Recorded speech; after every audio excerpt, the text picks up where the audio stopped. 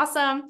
Welcome, everyone. I am Jess Weldon. I'm the training director here from Team Arena. If you're new to Arena, we are an organization that supports campaign staff and activists, and we are really excited for this sponsored training from our partners at Google. Our friends, Sam and Natalie, who we're going to hear from in just a second, they're former campaign staffers like us. They have been so incredibly supportive of our work. They're so generous with their time, their expertise, and their just willingness to engage with our community. And because of their generous sponsorship, we have been able to provide a whole host of free events this summer, our Power Rising summer events. We've also been able to provide scholarships to Academy participants, and they have supported us in keeping our toolbox tools and career services completely free for our community. So we're going to get started after a few quick housekeeping tips. The most important thing to note is that after this demo, we're going to send a follow-up email. It will have the recording, the contact info for our team at Google, all of the links that we share here today, and anything else that you want. So if you miss something, if the chat gets moving quick, don't worry about it. You will get the information later. And then the last thing is the Q&A function. The way that we're going to get the questions to the Google team is by using the Q&A in Zoom. So if you don't see that right now, you might need to click the three dots at the bottom that say more. You can open that up, the three dots that say more, and then you can find, it looks like a little speech bubble with a question mark. It says Q&A. So feel free to drop those questions in the Q&A as they come up. And that is my spiel. I am grateful to Sam and Natalie. We're very excited to learn more about what Google has going on. And I will kick it over to Natalie to take it away. Thank you so much, Jess. And thank you so much to everyone at Team Arena. You guys are such a pleasure to work with. And thank you all to everyone who showed up today. We're so excited to talk to you about some of the cyber and AI tools that we have for y'all to leverage in your roles or your future roles. And we are super excited because we know the Arena audience is always super engaged and y'all love to ask us really good questions. So we absolutely encourage that. As Jess said, you can drop them in the Q&A. If we notice while we're talking, we might stop and address them on the spot, but most likely we will take all your questions at the end. So with that, let's get started. A quick overview of what we'll talk about today. So I'm going to kick off with everything cybersecurity. I'll talk a little bit about the current threat landscape as we see it, how you all can protect your accounts, whether you're a free Gmail user or you use Workspace in your campaign, organizations, etc. And then I'll talk a little bit about how to protect your accounts as well as what we call high-risk users, so anyone who's working or operating in this space. And then I will turn it over to my colleague Sam, who's actually a former Arena student, and he's going to talk a little bit about the AI of it all, some of our AI efforts at Google, how you can use our products on campaigns, and then kind of a quick overview of the technology as a whole. Before we start, we do have some AI-specific tools that we'll talk about. If you'd like to download Gemini, which is one of them that we're going to talk about later, if you want to play around with it, you can scan this QR code to download it. You can also use it. I know we're doing this virtually, so you can also use it just straight on your laptop. It's a website as well. All right, quick overview of the current threat landscape. This is the headline, right? Account security is as relevant today as it has ever been. You all have worked on campaigns or are thinking about working on campaigns, so you should be very clear-eyed to the threats that currently exist. Obviously, what we saw last cycle with, the J.D. Vance dossier, the iBrand hack, these threats are ever present. And one thing we noticed, not just anecdotally, but also that the data showed last major election cycle, was this really unprecedented increase in the scale of the types of threats and attacks that we're actually seeing. And the threats are not all coming from the same place. So when we think about the bad actors, the people who might want to harm a campaign, these are sort of the way we think about them: cyber criminals, nation states, and hacktivists. Now, your first bucket is going to be a generic cyber criminal. They are a bad actor who's going to cast a really wide net. They have a financial motivation when it comes to their type of cyber attacks, right? So rather than targeting a specific person or a specific campaign or process, they are looking for as much monetary gain with as little effort as possible. Now, when it comes to the electoral space, the threats look a little bit different. So those bad actors are going to target you. They're going to target your candidate. They're targeting specific users, and their goal is based on the disruption of power as a whole. So they might be really well funded, right? Like full nation states. Their motivation is going to be different. And they might be more motivated because of that, right? They want to overall disrupt our electoral process in some way. And it's why, as a high risk user, you're not only putting yourself, but also your candidate, your staffers, your volunteers at risk if you're not taking those steps to protect your accounts. Obviously, the risk of these threats are very much alive and well. On this slide are just some of the things that we're thinking about, some of the threats that you might face. So attempts to access your campaign accounts, but also your personal emails, right? Maybe you are someone who is well known as a face of the campaign, right? Maybe you do a lot of the campaign comms. Maybe your personal email address is, first name, last name at Gmail or at Yahoo, right? That could make you a target. We're thinking about website issues. Maybe some of you do the tech or data for campaigns, right? We're worried about defacements, where people try and take down your candidate's website, or DDoS attacks. They might hijack your website, put on their own message, right? Thinking about phishing attempts. I'll talk about that a little bit more in the slides following, but know that they are still around. They're still very effective. We're also thinking about impersonations recently, right? It's not something we saw a ton of last cycle, but it's certainly something we're thinking about moving forward. And then also just generic mistakes, right? Like, especially when it comes to a campaign or organizational email or accounts, right? We're talking about shared accounts, high turnover. You might have, a super vol that you've given access to your organizational account that's not taking the proper steps to secure themselves, right? A bad actor could get in that way, and then it has ripple effects up the chain. So all of this are the threats that we're thinking about all the time here at Google. Now, as I said in the last slide, one of the things that we think about are phishing attacks. Obviously, most of us on this call, if not everyone on this call, is well aware of what phishing is, right? It's social engineering. An attacker is going to try and deceive you into either revealing your personal information, revealing other types of sensitive information, or installing malicious software, ransomware, malware, etc., on your device or devices.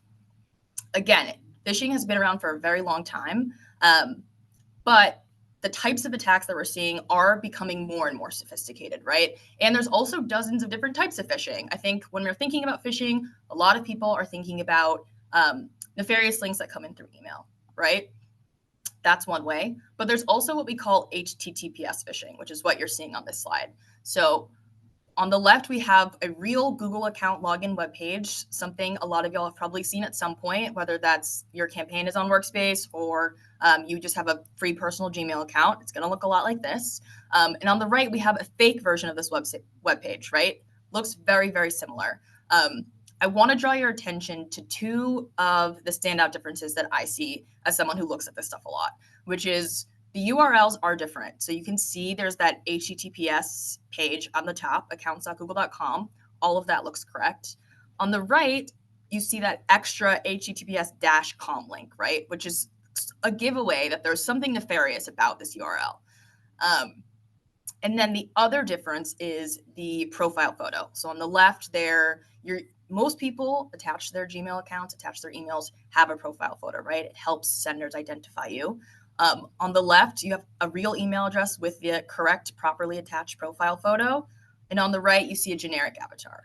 However, we've all worked on campaigns, are looking to work on campaigns. I don't need to tell y'all how quickly that environment moves, how quickly folks are expecting you to make decisions and to execute. If you are operating in that type of high stress, high risk environment, you might not notice this type of stuff, but you still are very much a high risk user. And here are some stats about just how effective phishing still is these days, even though it's been around for a long time, right? So we see that 91% of information security attacks start with a phishing attempt in some way, shape, or form. And the vast majority, 80% of attacks on businesses and organizations include phishing. The most believable phishing sites, like the one I showed you on the last slide, trick about half of all users. And a fifth of all accounts are accessed within just half an hour of being phished. So it's effective and people move quickly. Now, all of that to say, all that doom and gloom, We have built-in security tools, whether you are a Google Workspace user or a free Gmail account user, that we make available for everyone to use to keep your accounts safe and secure. Now we have these automatic built-in protections. As soon as you create an account, those are going to turn on. And three of the areas that we really focus on when it comes to these types of protections are Gmail, Google Chrome, and the Google Play Store. And that's just because when we're looking at the places where these attacks tend to enter a lot, it's one of those three things, right? We're thinking about app downloads, internet searches, and of course, email. Our products protect more than any other platform in the world through those protections. And we see that 1.5 billion people actually use Gmail every single month worldwide, and 5 million paying businesses use Gmail in the workplace as a part of G Suite. It is a lot of users. And so having that level of good security means that we have to constantly stay ahead of those threats, right? So in conjunction with other types of protections, our spam filters in Gmail help block more than 99.9% of spam, phishing, and malware from ever reaching your inbox in the first place. We also have what's called our safe browsing technology, which protects about 5 billion devices worldwide by alerting you when you try to visit a risky website, right? So maybe you've been on Google Chrome before, you see a little alert. If we've decided a website doesn't have the right security configurations or protections, we'll let you know, hey, it's time to go back to safety. We just celebrated 20 years of safe browsing in Chrome this year, which is really exciting. But it's not just available in Google Chrome. If you are not a Google Chrome user, it's also available in Safari and Firefox. And these days, about half of the world's online population is protected in some way, shape, or form by safe browsing. And then for those of y'all who are Android users on the call, we have Google Play Protect, which is our built-in malware protection for Android. So that's going to scan and verify about 120 billion apps every single day to keep your device secure and protect you from types of web-based threats that could come in through application downloads. Yes, I am a Google Pixel user. And on this slide, you'll see just a couple of the specific tools that we have that you can configure for yourself to keep your data and devices safe and secure. So security checkup and privacy checkup are going to be your step-by-step tools that allow you to really personally configure both your security and privacy settings. And I'll go into those in more detail following. And then we also have password manager. So I'm hoping that everyone on this call uses some sort of password manager, whether that's the one in Chrome or another password manager. The nice part about if you are a Chrome user, if you have a Google account, it's really convenient to use the Chrome password manager because that's going to sync across all your devices. So if you are signed into your personal Gmail account on your phone, on your work laptop, on your tablet, it's going to be able to create, remember, save, autofill all of your credentials across all of those devices, which is really nice. All right, so if you visit g.co/security checkup, this is what you will see. Hopefully, you will get that green shield with the check mark. That means there are no actionable security recommendations for you to take on your account at this time. That's the ideal. A lot of you, if you click this link, will probably see like a yellow or a red shield.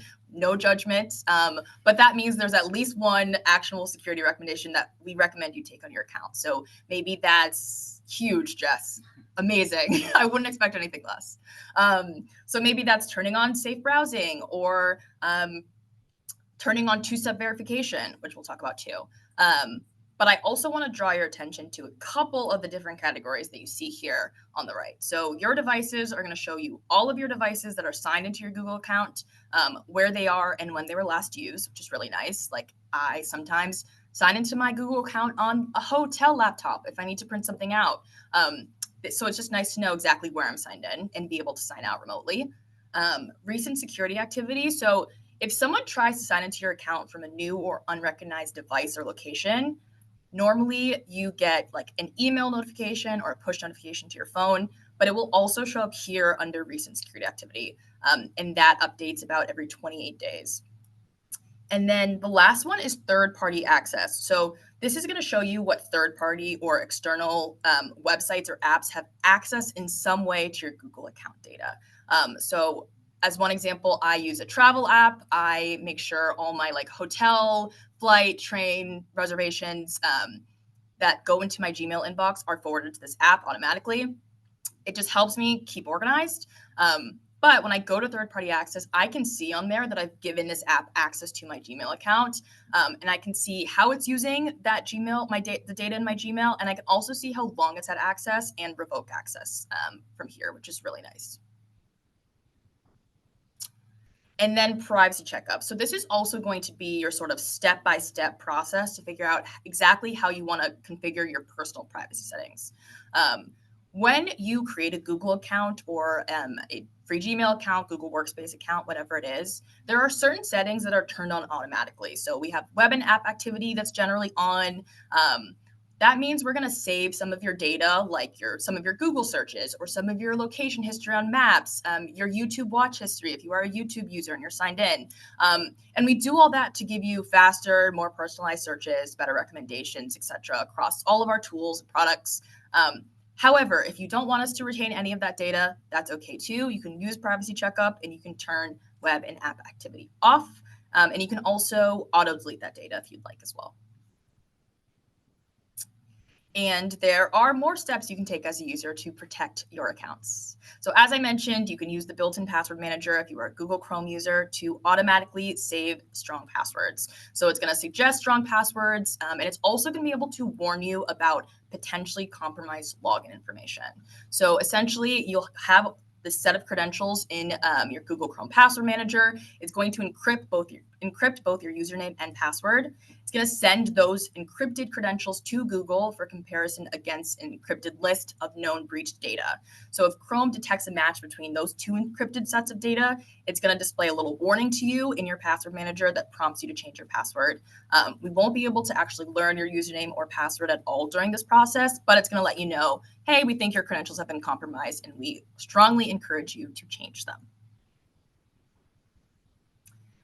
And of course, online security is always important, whether that's, July 24th, 2025 or November 2026, right? Every day, every year. But when it comes to working in the election space, working on campaigns, we know that the stakes get higher, right? Digital attacks can have really damaging consequences on the democratic process as a whole. And it's why we recommend that everyone has two-step verification on. I hope and expect that the vast majority, not everyone on this call, does have two-factor turned on their Google accounts. It really does neutralize the risks associated with compromised login credentials. However, not every single form of two-factor authentication is created equal. Maybe you get a push alert to your phone or an SMS code. Slightly more sophisticated would be like your authenticator method, right? So maybe you use some sort of app that gives you a temporary one-time passcode that refreshes every minute. Those are all good. They're certainly better than just the password layer alone. But for the best form of protection, we recommend either physical security key or a passkey. And that's just because they are strong forms of authentication. They're going to require more than just your username or password, right? We've seen that attackers could potentially intercept codes that you get sent to your phone. And so we do recommend either you have a physical key that folks would not be able to take unless they were somehow in physical proximity to your person, or a passkey, which uses your biometrics. So either you can use a physical security key that you buy from a third party. The example you see on this slide is Google's Titan security key, but you can also activate your phone's built-in security key if you're running certain types of software, whether that's iOS or Android. You may also be eligible, some of y'all on this call, for free security keys through our partnership with Defending Digital Campaigns. So Defending Digital Campaigns, DDC, thank you for dropping the link in the chat, Jess. They're a nonprofit that we partner with. They provide access to cybersecurity products, services, information, best practices to campaigns all across the country. We are working with them, because we think that this is really important for folks that work on campaigns, right, to know how to protect themselves, but also to make it easier to enroll in our advanced protection program. Which I'm going to talk about in one more slide as soon as I touch on passkeys. Security keys are great. They are a very strong, unhackable, unphishable method of authentication. But we also know that security keys might have a higher barrier to entry, right? You do need a physical key, which does require either someone to give that to your campaign for free or to buy them. The other option, which is also unhackable and unphishable, is passkeys. So they let you sign in with just your biometrics, things like a face scan or screen lock or fingerprint. And because they're stored on your device locally, they can't be guessed and they can't be reused. So it keeps your information secure. Now, back to the Advanced Protection Program that I just mentioned. So Advanced Protection Program, or APP, is going to be our strongest level of account security for anyone who needs it the most. So generally, we're thinking about anyone who might be targeted by virtue of their position or the work they do. Folks like activists, journalists, people in the electoral space, right? Whether that's a volunteer or a staffer or a candidate. And it's actually the industry as a whole first free program designed specifically to safeguard both personal and organizational accounts of those that we believe are at highest risks. It's also constantly evolving to match the threats as we see them. APP is completely free to enroll in, as I mentioned. You just need either a physical security key or a pass key to enroll. And you can do that at g.co/advanced protection. All right, before I let Sam get product specific, I also want to talk a little bit about how we at Google are building and deploying AI technology responsibly. It's, of course, one of the most profound technologies that we are working on.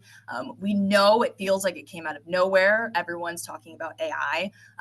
But we at Google actually have been applying it to our products for over a decade now, and it's actually already integral to many of the products that maybe some of the people on this call use every single day.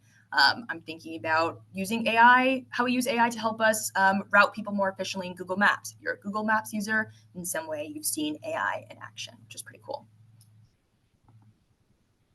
So we are taking those steps, both boldly and responsibly, to make AI, including generative AI, which we'll talk about more, even more helpful for everyone. And we're working together with others to get it right. Of course, making it helpful is the most profound way we'll advance our mission. And as I mentioned, it's already solving problems both big and small across a whole variety of fields. And so I want to talk about how it's already being used and how it's been harnessed for good.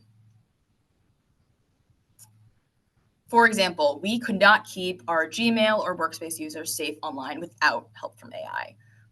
We know that cyber attacks are an ever-evolving threat across not just government, as I talked about earlier, but also businesses and society writ large.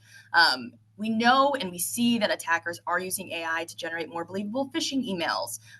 And we're using AI technology for good to help us build that next generation of cyber defenses to both detect and prevent those pervasive online threats.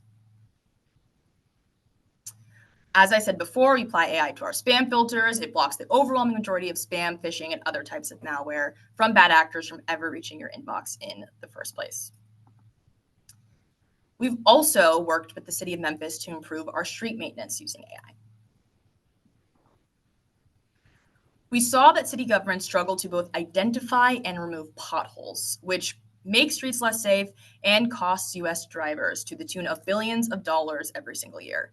And Memphis specifically is actually one of the largest cities in the country by land area, which makes street maintenance especially difficult.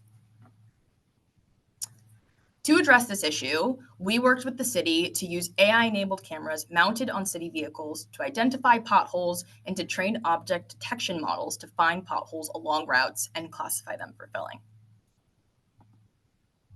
Now, together with other data-powered methods, this actually helped identify 75% more potholes than comparable manual processes. So it led to smoother and safer roads for Memphis residents, but it also simplified a task that usually requires over 30,000 hours of city employee time every single year. And now I'm going to pass it over to Sam to talk a little bit about how you can use AI in your everyday life to boost your creativity and productivity. Yay. All right. Thanks, Nat. Can I get some woos in the comments for Nat? That was a lot and really heavy. Cybersecurity is so scary, but it's so important. So great. All right. To get started, we're going to talk about how you can use AI in your everyday life. Before I really get into products, can I get some yeses if you're familiar with generative AI? Just like a yes or no. Okay. Yes or no, are you familiar with large language models, also referred to as LLMs? All right, I'm seeing a mix. Okay. Okay, this is great. Awesome. Okay, so Google AI is already integrated in a lot of our products, as Nat has mentioned, some of which you probably have heard of and you use, and some that you haven't. But today we're going to focus on Gemini and Notebook LM. And to get us started, we're going to talk about Gemini. So back to my original questions. To better understand how Gemini works, you need to understand the basics of generative AI. So generative AI can help us create new content. It's building on existing technologies like large language models, LLMs, which are trained on large amounts of text and learn to predict the next word in a sentence. So when you give Gemini or generative AI a prompt, it uses a statistical model to predict what an expected response might be. And this generates new content. So generative AI can do text, but it can also do images, video, and audio. So when you enter what we call a prompt into Gemini, it replies with the response using the information it already knows or fetches from other sources like Google search. We like to say the stronger the prompt, the stronger the response. And the best way to do that is building a prompt with these 5 principles. So you give it a role, you define the goal, you specify the audience, you give it a restriction style, and then you format the results. You don't need all 5 of these in a prompt for it to get a good response, but using these elements and playing around with them will give you a better response in Gemini. So we talked, as I just shared, about how to build a prompt. Here's a really good example of what a good prompt would look like, right? So you're a government official, provide a list of tough questions that you would anticipate from a New York Times journalist, and an interview on the state of the economy in bullet points. So this prompt uses all 5 elements of a prompt builder, and this is just a good example of how to get started. And this is an example of what a response from Gemini would look like using that prompt. So it separated the questions by subtopic and generated a list. From here, you can ask it to be more specific, elaborate more, or really anything. And from there, you can export this list of questions straight into Google Docs. And then with one click, you can double check any of the fact-based results Gemini might generate with authoritative sources on Google search. So a really fun product that has rolled out this past year is Gemini Live.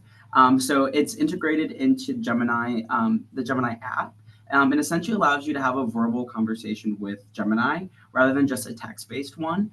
It's really good for brainstorming, or if you want to practice a speech, or help explore the world around you. You can share your screen or your camera. Personally, I've used it to bring my plants back to life. I've asked how often I need to water it, if it's in the right spot for sunlight. But you can also use it if you're thinking through big policy ideas. I actually used it one time for an intro for these types of trainings as a way of getting people excited. So it's Gemini Live. And you can visit Gemini. Oh, actually, we're going to skip this slide. It's our Super Bowl ad. But check it out. It's on YouTube. It's a wonderful video. We're just crunched on time, so I want to make sure we get through everything. You go to gemini.google.com to get started, or you can download it in the App Store or the Play Store. And next up is Notebook LM, a personal favorite of mine. So Notebook LM is a little different from traditional chat box like Gemini because it lets you ground the language model in your own notes and sources. So source grounding effectively creates like a personal AI. It's like your own bubble that's versed in the information that's relevant to you. So you can ground your Notebook LM in your sources in order to make it the most relevant for your use case. You can upload your sources. You can ask it questions. It'll generate summaries, all with citations calling back to your sources. So you know it's not hallucinating or pulling from any external sources. On top of that, you can listen to your sources on the go. It's like you can go in interactive mode and chat with them as well. It's important to note, though, Notebook LM does not use your personal data, including your sources, the questions you ask, and the responses to train the model. And that way, it's very secure. So Notebook LM supports a multiple file formats. So you can upload PDF, you can copy and paste text, you can upload a website URL or a YouTube video. You can take a photo of your handwritten notes and include it in your notebook as well. It automatically will generate that summary overview for you, and it will tell you kind of like a general idea of like what your notebook is about. And then once you start chatting with it, again, those inline citations, so you know it's not hallucinating, making anything up. Notebook LM supports over 100 languages. So that means you can upload in English and Spanish on the same topic, and the notebook will still be able to give you that summary overview and ask questions. So how can you use Notebook LM at work, on the trail? So you can upload a really complex policy document, articles and memos, press releases and statements, and then you can then chat with the sources to get answers to your questions and get summaries for your documents. You can create outlines, you can draft briefing documents or communication memos. It's a great tool to help you overcome like blank page and when you don't know when to begin. And then again, the audio overview feature is really unique. With one click, 2 AI hosts will start up like a lively deep dive conversation based on the sources that you've uploaded. They summarize your material, they make connections between topics, and they will banter back and forth. You can really customize the AI overview. I've seen them as short as 5 minutes or as long as 45 minutes, depending on how much material you provide. And then again, you can go into interactive mode, and it kind of feels like you're calling into a radio show. And you can ask some specific questions about what's in your sources. At this point, we usually get a couple questions of like the biggest difference between Gemini and Notebook LM. Again, they are both AI-powered products. Gemini is instantly accessible through browser or the Gemini app for Android and iOS devices. Notebook LM equally available in the App Store, Play Store, as well as online. Gemini, you don't need to provide a single source to Gemini to get a response. Notebook LM is only going to pull from the sources that you provide and give you a more specific detailing based on those sources. And then again, this is the Gemini prompt that we shared. It's very similar, like of a prompt that you would want to provide to Notebook LM. And on the next slide, you can kind of see how we build on that. You can call out specific sources that are in your notebook. So you can say, a government official by name, if it's in that press release or that statement. If you want to provide a particular New York Times article by a certain journalist, you can call them out and then upload a bill or a policy proposal and name it again in your prompt. And here's a little bit of an idea of what you'll see in Notebook LM. On your left, all your sources. In the middle, that summary overview of what your sources are sharing. And on the bottom, a prompt feature where you can chat with your sources. And then on the right, the audio overview feature. And you can get started by going to notebooklm.google. Notebook LM is my favorite. I use it all the time. I find it really fascinating, and I highly recommend it, especially as you are on the campaign trail or in government. There's so much information out there, a lot of policy, and it's a really good way of getting you can ask it specific questions of what's top of mind. That's my last pitch on Notebook LM. And next up is data comments. So Google's mission has always been to organize the world's data and make it universally accessible and useful. Data Commons brings together the world's public data, making it simple to explore. Data Commons compiles data sets from an abundance of sources, the CDC, the UN, and the World Bank. So this data is essential for people across industries. And one of the biggest challenges people face is that this data is available, but it's in huge data sets, and it's like numbers and columns. And I don't know about you, but I am not a numbers guy. I don't like it, and it's hard to dive into. And so what we've done is we've teamed up with these sources, and we've cleaned and normalized and joined these data sets from all these different sources, and using the power of AI have made it easier to understand. And so now you can go to Data Commons and ask very common questions or word it very commonly and get a response. So for example, you could go to datacommons.org and you can type in how many farmers are in Kansas or how many kids rely on SNAP benefits in Mississippi. And you can get a better understanding of your constituency and the people that you are, fighting for. So again, try it for yourself at datacommons.org. It's a great tool. And then lastly, sorry, I know I'm flying through, but I just want to have time for questions. Lastly, just kind of want to go over how we're thinking about AI here at Google. With a bold and responsible approach, we're taking the next steps to make AI, including generative AI, even more helpful for everyone. And we're working together with others to get it right. So we are using watermarking and About This Image tool in Google Search to do that. So one area that's top of mind for many, including us, is misinformation. Generative AI makes it easier than ever to create new content, which is exciting, but it also raises additional questions about trustworthiness of information online. That's why, as we invest in more advanced models, we're building them to include watermarking and other techniques from the start. Watermarking embeds information directly into content in ways that are maintained, even if an image is modestly edited. We're also developing and providing people with tools to evaluate online information. The About This Image feature in Google Search provides helpful context, such as when and where similar images may have first appeared and where else it's been seen online, including news, fact-checking, and social media. AI needs a security framework and applied standards that keep pace with its rapid growth. This is a technology with so much potential, but we're also very clear-eyed about the risk that exists with it too. So that's why we've teamed up with Coalition of Secure AI to advance comprehensive security measures to address the unique concerns that come with AI for both issues that arise in real time and those that we can expect are around the horizon. As AI continues to advantage, we are committed to ensuring an effective risk management strategy that evolves with it.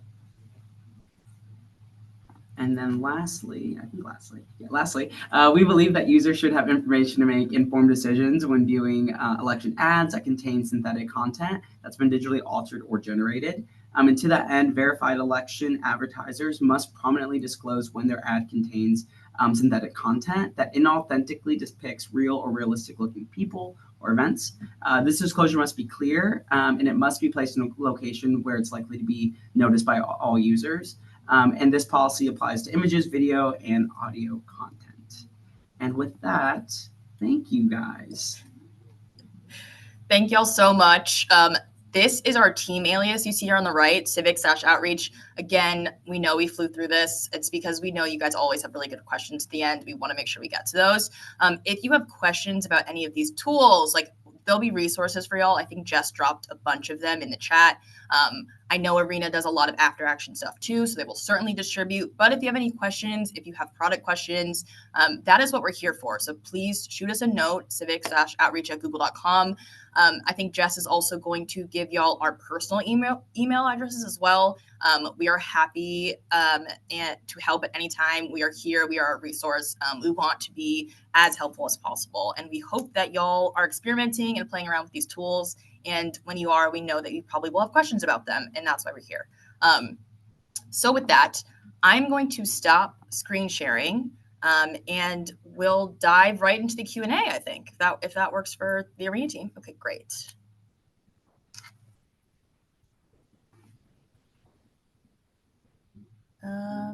Does Google have an app for two-step verification? I've had Google ask about adding a passkey. Google has what we call Google Authenticator app, which you can use.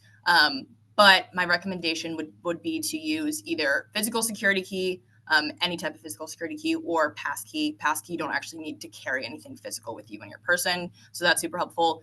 Passkey is not available everywhere, but it is available on Google accounts. So that would be my recommended form of two-factor authentication. Would there be a way to utilize Gemini Live to help volunteers practice conversations with voters?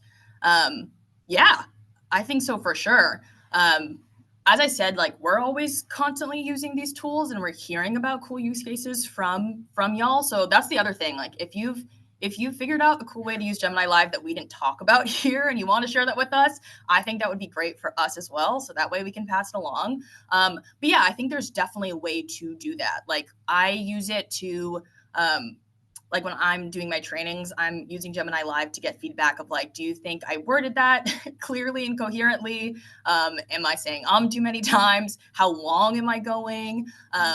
So I think there's definitely a good use case there of like, I know a lot of times, or at least back when I was a field organizer, like we would pair up generally with each other and do it person to person. I think there's also a good resource and good use case there too. You could use like Notebook LM probably in a different way. It wouldn't give you that feedback, but if you want to upload, for example, like your script to Notebook LM, or like if you have a like an owned best practices doc that your organizing team has, like those could be good sources to potentially upload to Notebook LM. And then you could potentially use interactive mode with the audio overview, right? And as the hosts are talking, you can interject and sort of join that conversation. So I think there's interesting and helpful, potentially applicable use cases there. But my TLDR answer would be yes. Sam, do you want to take the next? Yeah. Can you talk a little more about security Notebook on this?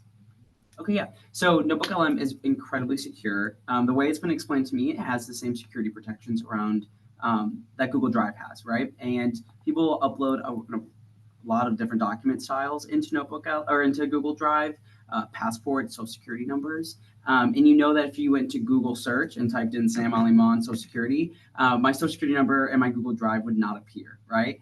So those same security protections apply to Notebook LM. It's very secure. It's not training Gemini or any large language model based off of what you've shared. And that way it's very safe. And I can share more about what restrictions are baked in to what saves in this. So it will like save to your notebook, but once you delete it, it will be gone. If that answers that second half. Anything you'd add there? No, I think that's right. I would also say like, obviously, we don't necessarily recommend folks upload confidential information or certain types of information into their notebooks for obvious reasons. Like, I think you all are very capable in discerning what's probably appropriate to be uploaded there. I also think this is a good opportunity to say, like, we have Workspace for nonprofits. Some of y'all might work at nonprofits and may qualify for a free version of Google Workspace. If you want the strongest account security protections that we have available at Google, we recommend that you default to like a Workspace account and not necessarily a free personal Gmail account. I think that's all I would add there. Yeah, and then turning on those security protections that Natalie talked about in the beginning will always make a huge difference down the road.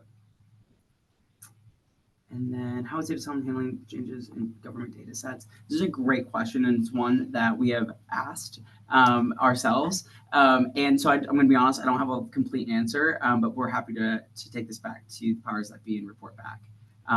I think my only thing that I would add there is, as you're using Data Commons, when you're asking it questions and it gives you an answer, it will tell you where that answer is from. Like, you know the provenance of that information. So if you're asking a question, for example, of, how many people are in SNAP around my district, they will tell you, oh, we pulled this from the US Census Bureau from this year, for example. Like, it'll tell you exactly where it's from. I think, once again, like, everyone on this call is very much capable of discerning whether or not you trust that information. All of this stuff is coming from publicly available and government available sources, and it will tell you where it's pulling from and when. And so I think citing back to sources that like you trust is the bigger question. But it's certainly something we're thinking about all the time, especially, in light of the recent changes in leadership in this country. And so, yeah, I think like, the barrier to information in a lot of ways is getting higher on purpose because of, who's in office right now. But so far, we haven't necessarily seen that affect the provenance of the data sources in Data Commons. But know that this is a question that we're thinking about internally at Google too, not just you guys.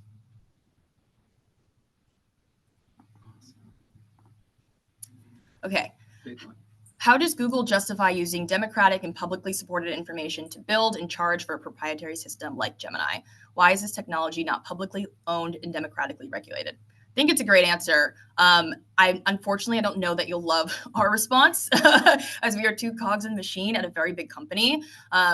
I think one, Gemini is not charging. Gemini's free. It's a free tool for anyone to use. I think like I can't get into exactly how Gemini is trained and what type of information it's trained on. I think there's probably some public answers to that in our privacy hub. So if you go to Gemini and go to the privacy hub, probably get answers to a little bit of this. I think, to be fair, a lot of companies that are working on generative AI models aren't necessarily releasing exactly what the training behind those models look like for different reasons. But I think it's a super fair question. I will say, in terms of the tool side of it, our hope is that you use some of these free tools to help you. We know what it's like to be a campaign staffer. We hope they are helpful. We hope you can leverage them. But in terms of exactly why this technology isn't democratically regulated, I hope that's a question that one day we can ask maybe the government or similar, and maybe not a specific private company that's working on developing this technology.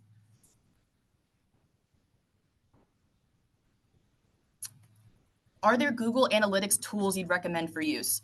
That's an interesting one, actually. We don't get a ton into Google Analytics specifically, usually on the campaign side. We've seen, I think, some government use cases for it in like House offices, which Sam can maybe speak a little bit more to since I don't do the House stuff. But for analytics use cases, my obvious answer here would probably be like, if you are doing social or digital in a campaign, there's like some analytics tool that might be interesting or helpful for you from like a visibility side. You seem like you might have more to add there. The only thing I'd add is like there is brand awareness if you're running ads through Google, and that's a good way of getting insight of like who's viewing your ads, clicks, things like that. We can kind of share that resource. That's the only one that kind of comes to mind. Great. And where can we learn more about Notebook LM? Love this question. Well, you can go to notebooklm.google. It's also worth noting, I think here, like, oh yeah, Google BigQuery and GDS. I was the deputy data director in Florida, not last cycle, 2020 cycle, and used BigQuery and GDS all the time. I don't know if those are technically Google Analytics tools. Google has so many tools internally. I don't know if they're categorized under Google Analytics, but if you do data, I could see how those would be super helpful. And then where can we learn more about Notebook LM? For one, you can go to notebooklm.google. Everything we talked about today, for what it's worth, are free tools. Like, this is not a sales pitch. We genuinely think these can be helpful and useful for you. We hope they are. You can go to notebooklm.google. It'll give you like some, like if you go into a notebook, you can click like the Discover Sources button. It will help you. I too was very excited to talk about Google BigQuery. I haven't done that in a minute. And you can also like ask us. Again, I think the Arena team is going to give y'all our emails. Like, we are definitely here to be helpful. So if you have questions about other specific use cases for it, obviously we only went through like one on this call, but if you have other specific use cases or how we use it or how we've seen other people use it, if anyone on this call has used it before and wants to share, that is also great. We want this to be as little d, but also I guess big D, democratic as possible.